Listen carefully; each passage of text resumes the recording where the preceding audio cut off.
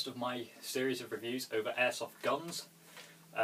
As this will be happening every Tuesday, you know, because I've set up my new schedule, so if you want to see reviews for airsoft guns, come check out my channel every Tuesday about this kind of time. It'll be up. So the first point I want to go through before I start the review on this is safety. There is no battery in this gun, the magazine's clear and the chamber's clear. That's the only reason I'm not wearing any eye protection. That's just always an important part of airsoft to keep in mind. Now we'll go on to the gun itself. This is my personal G&G GR4 GR26. It's a pretty cool gun. I got it personally from Airsoft World, and I'll drop a link in the description for that in case anyone else wants to go get it after this video.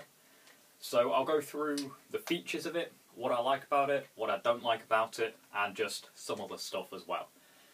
So this was the non-blowback version which they released for the UK, which is quite cool. You know, I wasn't overly fussed about blowback at the time. I just wanted a cheapish beginner's gun, which this was. It was perfectly good. It's part of the G&G combat machine range, which is good for all the way from beginner to, you know, experienced airsofter, and it's a good kind of budget alternative because it's got this nylon fibre body and all the internals are solid. They all work, which is good, and they'll keep it going for a long time. It's got the version 2 gearbox in there. It comes with a 6.03mm tight bore barrel. It's got the, I believe it's self-shimming gears, I think it is. I can't remember what it is that's self-shimming, but it's got that in there. I really should have checked that before I started the video. And unless you haven't guessed already, I'm not the greatest airsoft tech in the world. I like stuff that look cool and works, so I tend to look towards stuff that will work well without me having to upgrade it, so I can just stick my external stuff on there and look cool with it, which is about half of airsoft is looking cool. I'm sure you all know that. So we'll get into the gun itself. It is a Magpul styled one, which means it's got this front end which is kind of supposed to look like the MOE front end, and it did come with a different stock. I've replaced this stock. It came with a Magpul CTR-esque stock, but had G&G printed all over it. So that's why it's Magpul styled, if you see that anywhere. It doesn't come with these side rails or the bottom rail. They are the Magpul rails that I just bought and screwed on there. They fit on because it's the same holes as the Magpul front end has. So I just put them on there myself so I could get a grip on there. I sometimes have a laser or a torch on here, although it does come with a built-in laser and a built-in torch. One thing to watch on this is, with mine, there was no battery housing for the torch when it came. It's supposed to swap, like, fold out of here. The rail gets in the way of that, so it can't fold out, and there was no battery casing. So I'd be a bit weary of that torch. The laser works fine, that's a really good laser. It's just the torch that's a bit useless. I don't know how good it'd be if it actually worked, but, you know, I'm not too sure. Now, other features of this that aren't standard on an M4 is this Tango Down pistol grip. That comes with the gun. That is already on there when you buy it, which is pretty cool to have. It's nice to have on there. I prefer it to the regular M4 grips, just because I personally find that a bit more comfortable, but, you know, whichever is easiest for you. It's got the standard buffer tube, so you can stick on any stocks you want, like law enforcement, Magpul styles, whatever stock you've got, or I'm pretty sure you can take it off and put a full stock on there if you want to, if you want a carbine length full stock gun. You know, why not? It has, the hop up is underneath the shell ejection port here, which unfortunately, because this is a combat machine, it doesn't open when you rack the bolt like it does on the top tech ones, but the cocking handle you can pull it back, it just doesn't do anything. It's hooked to a little spring. It's a spring on a hook about here on the inside, obviously, and you know, it's just there for aesthetics, really.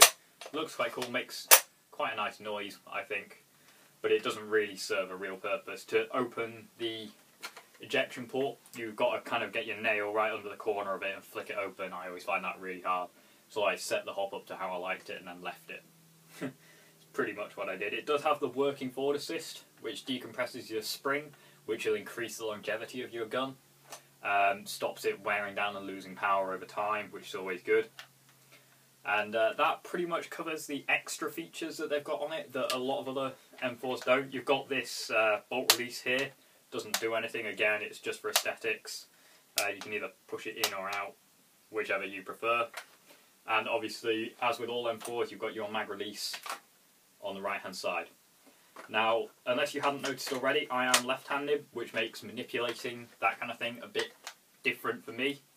Whereas a regular right-handed shooter for the fire selector would just flick it with their thumb here, like that. Because I'm left-handed, I have to come off the trigger like that to do it. And for the mag release, if I'm shooting, I bring my hand back, push it with my thumb, dump the magazine. So that's the features of this gun, really, that's about it. The bits that I really like about it are the Tango Down grip, because I find that really comfortable, and the Magpul front end. I think that looks pretty sweet, and the fact that it comes with a built-in laser, I really like that, because in CQB that's great. You can if you notice, if you shorten the stock down, if I were to take my suppressor / barrel extension off, this is just for looks, there's no inner barrel sticking out there, so if I take it all the way off, you have your regular muzzle brake on there. You've got a nice tiny little CQB weapon, so I don't know, you could flick your laser on, you could be running through buildings, you can easily get someone. I'll put this down because we don't really need it, that's just something extra I've put on. Now, this gun for me, the bits that I didn't like are, first off, the battery space is very small. The only batteries I've found that can fit in there are the crane stock batteries. I've got a 9.6 crane stock battery that I use in it. And to take this off, you pull the laser forwards and then push the whole hand grip forwards and the top bit slides off. And you've got to kind of work your wires and the battery around the outer barrel that's running through there. And it's quite difficult, really. That's something I really don't like about the gun.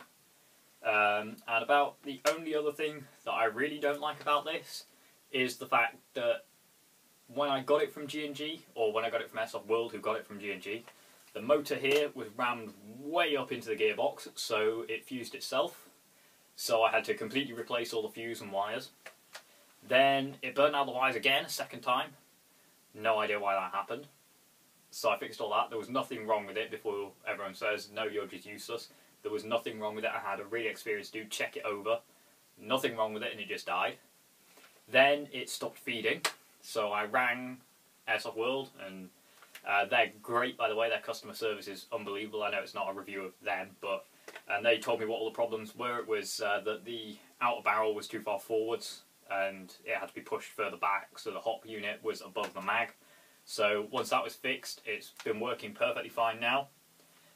And that really concludes the video. I will be bringing out some shooting tests for the guns that I've been reviewing, although that'll be when the weather gets slightly better, because at the minute it's just not great for filming shooting tests.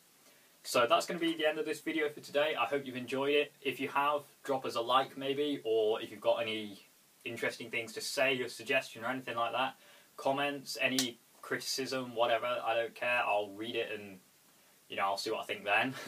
Maybe I might care afterwards, but you can always drop us a comment or a message on YouTube. And if you want to watch any more of my Airsoft reviews or anything like that, just subscribe to the channel. I now have a schedule up that you should be able to see in 2 of the videos I've got out, the first 2 on my channel, which were last week. This isn't a new channel, by the way, for anyone who's watching this video who hasn't seen my others. I've been doing YouTube videos for about a year, but I recently changed what I was doing on my channel, which is why there aren't many videos up. I set all the rest of them to private, and I'm in the process of deleting them all. So anything like that would be massively appreciated, and have a good time between now and my next video. See you then.